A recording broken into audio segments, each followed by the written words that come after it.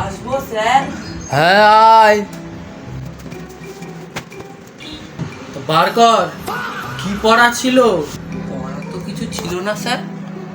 তোকে বলেছিলাম না ইতিহাসে পলাশির যুদ্ধ পুরোটা লিখে আনতে, তুই লিখিসনি কেন?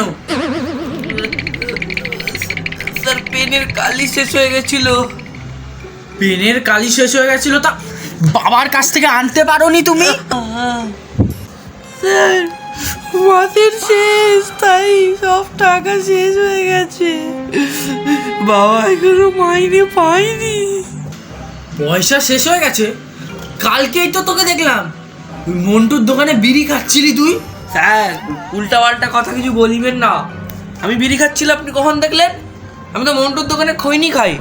কি? তুই বাবা মার টাকা পয়সা শেষ করে তুই নেশা করেছিস, তা আবার খৈনির নেশা, আর আমাকে ডাকিসনি তুই?